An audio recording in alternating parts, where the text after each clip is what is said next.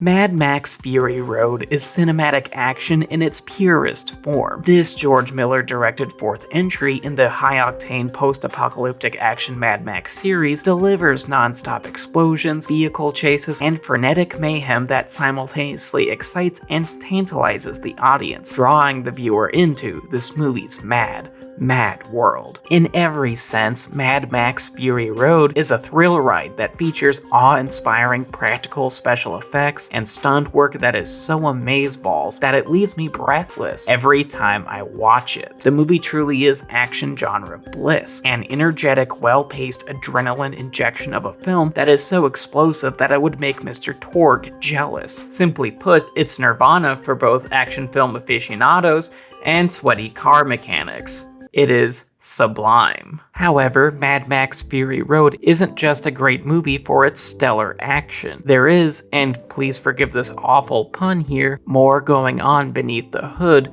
than the film lets on. Contrary to what some folks may say, Mad Max Fury Road is not a traditional action movie that contains minimal thematic and narrative depth. In fact, this film is the polar opposite of a brain-numbing action film in that there is a lot of substance that accompanies its energetic to 11 style. Sure, Fury Road is filled with standard action movie accoutrements like car chases, shootouts, explosions, and one-liners, but Mad Max Fury Road is more than just a mere action film in the typical sense. While viewers have understandably been gobsmacked by the film's plethora of action genre splendor since its release, Mad Max Fury Road's most notable characteristic is in how it subtly conveys its story and themes through literal action. Yes, I realize that I just described this film as subtle, yet here we are. Do not be fooled by Fury Road's seemingly straightforward plot. Even though the story of Max helping a group of women flee from a violent warlord named Immortan Joe appears elementary at first, categorizing Mad Max Fury Road as a simple action movie would be a catastrophic mistake, because in actuality, the film is fairly complex. In terms of its visuals, cinematography, and action, the movie has many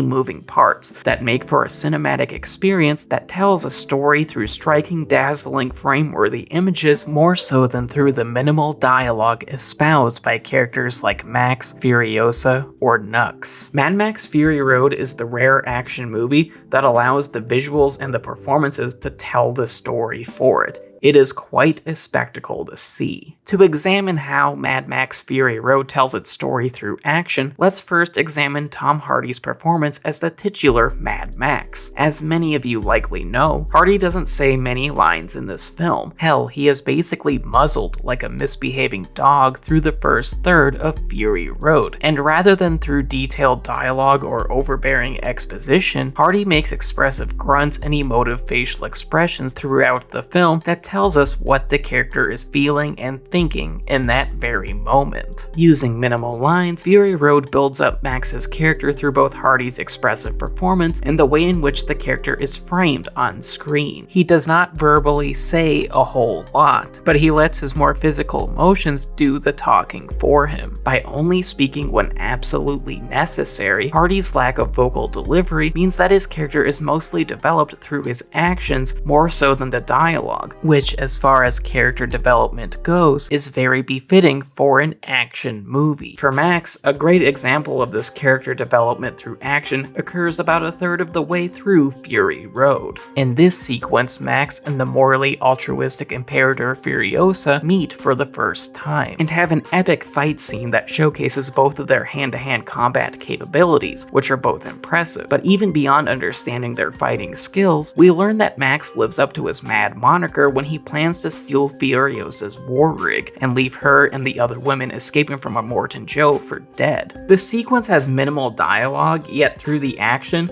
we now know what Max's character traits and morality are, and those said character traits and morality are not very flattering. Even though Furiosa's goals of saving Immortan Joe's prized booty is altruistic and morally righteous, Max spurns them by attempting to steal Furiosa's war rig and strand them, symbolizing that Max is acting selfishly. And the film does all this character work just by the performances and by how the action is framed alone. Without many lines uttered by Max or many of the other characters, we can tell that Max is in the wrong. While he does not say much, Max's actions tell us more than his words ever could. Whether it be the way he motions with his gun, his various styles of grunts, or his broader narrative actions, the movie is telling us that Max is behaving far from heroic. However, before we think that Max is entirely a bad guy, we do learn that the sawed-off shotgun he's using to commandeer the war rig and threaten Furiosa was empty of shells, meaning that he never planned to kill them, at least directly. This, combined with the fact that he didn't kill Furiosa when he got the upper hand in their confrontation, shows that there is still hope that Max can ultimately redeem himself. And Hardy mostly conveys this to the audience through action,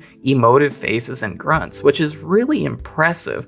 I mean, I just try to imagine if I could do something similar, and I can't. As you know, it's really hard to get me to shut the fuck up. Most of the characters are portrayed in a similar vein as Max. They are over the top, eccentric, and expressive in a way that emphasizes Fury Road's action. And one of the best examples of this is the antagonist, Immortan Joe. Right from the get-go, we can tell that Immortan Joe is the bad guy just by how monstrous he appears and by how cartoonish evil his voice sounds. And due to the way that he looks and how he's portrayed by actor Hugh Keys-Byrne, the character does not need a whole lot of dialogue to convince us of his villainy. It just happens naturally through the visuals and the performance. Admittedly, having the bad guy look like the bad guy may seem just like obvious, but it's also a fundamental part of genre filmmaking. Both an antagonist's visual design and performance can do a lot of the legwork in establishing the physical and narrative presence of a villain. Hell, a villain's appearance may be the sole reason that you can identify them as the baddies, because some narratives unintentionally present their antagonists as sympathetic, and their visual look hides the storytelling blunder. See the Killzone series. With Immortan Joe, though, his grotesque, monstrous sound and appearance accurately reflect and further enhance his villainy, which is very important when trying to make a memorable action movie antagonist that heavily contrasts well in comparison to protagonists like Max and Furiosa. Honestly, it's some stellar character work that ensures that Immortan Joe is especially loathsome. However, when it comes to great character work in Mad Max Fury Road, Imperator Furiosa steals the show. Played by Charlize Theron, no relation, Furiosa is a character more reserved in her emotions. She is quiet,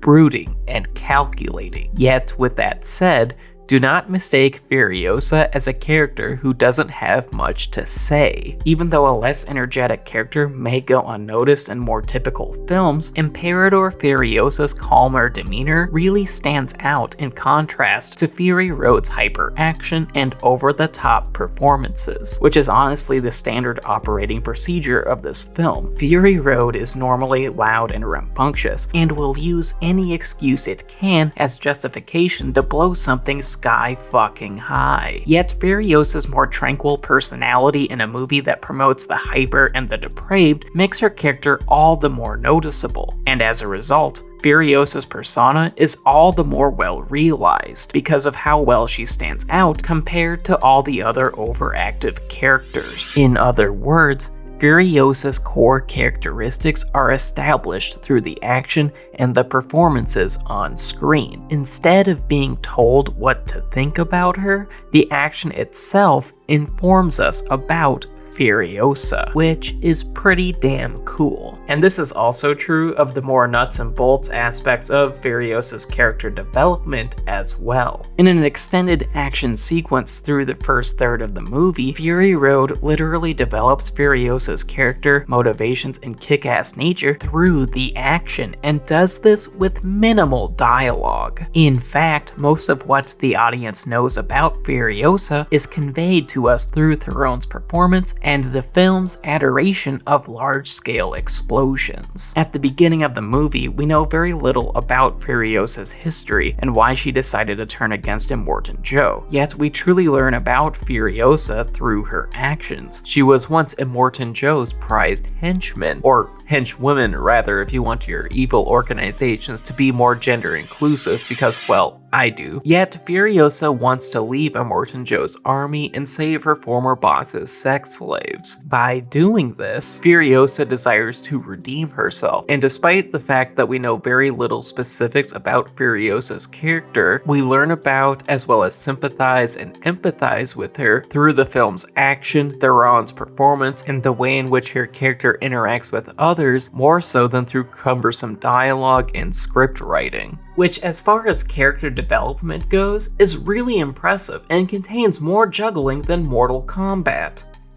This joke makes sense if you think about it. This storytelling and character development through action is consistent with the character interactions themselves as well. One early example can be seen with the war boy Nux, who is played by Nicholas Hoult. Through Nux's opening sequence, the audience is introduced to two key pieces of information. Firstly, Nux is revealed to be slowly dying, and secondly, we learn about the hyper-masculine, violence-valorizing culture of Immortan Joe's war boys, who essentially act as the main antagonist's army. And in both instances regarding Nux's declining health and the belief system that fuels the war boys' bloodlust, the audience learns these necessary character and plot development pieces through Nux's lively conversation with another warboy. And make no mistake, the drama and character placement on screen is more important than what the characters themselves say. Even though the two are both screaming dialogue at each other, the physical actions between the two enhance their spoken dialogue and grant the scene with more narrative clarity than their words do alone. In other words, it's not just about what these characters are saying, it's about how they're saying it. Notice how Nux, despite looking physically frail, is attempting to prove his strength to the other warboy. Their animated conversation shows the duo battling for control, showcasing that their culture values physical strength and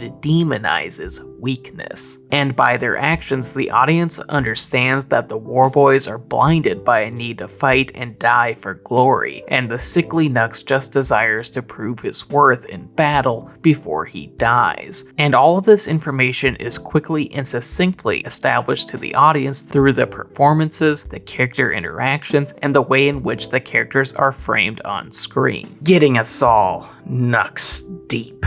Sorry, I don't know where I was going with that. My favorite example of Fury Road's character development through action is a sequence that occurs later in the movie where Max is firing a sniper rifle. Despite how Max is a badass, he's really blowing it on sniper duty, missing key long-range shots he needs to hit in order for the group to survive. This is a problem because Max only has limited ammunition for the sniper rifle. Furiosa, who proved to be a great markswoman earlier in the movie, moves to stand behind Max as if requesting that she be allowed to take the shot. In response to Furiosa's presence, Max merely glances at her, makes a facial expression, and then reluctantly hands the gun over to her. It's an important character building sequence where Max puts the survival of the group over his own pride, and signifies that he and Furiosa have come to trust and respect each other, which was the polar opposite of the case earlier on in the movie. And this sequence, and by extension the rest of Fury Road, does little bits like this with minimal to no dialogue. It's really impressive and satisfying to watch. Taken as a whole cohesive piece, Mad Max Fury Road is a marvel of a film. Even beyond the incredible vehicles and action set pieces, the way in which Fury Road tells a story through action is stunning. Instead of lengthy exposition, Mad Max Fury Road weaves its narrative through explosive action set pieces and memorable performances. And while Fury Road may be a loud and rambunctious film, it is also a very smart one that has a lot of meaning despite verbally saying very little. And with that, I want to thank my patrons, especially my high tier ones in Slasher Avails, Mom, and David Devlin. Thank you so much for supporting what I do. Love y'all.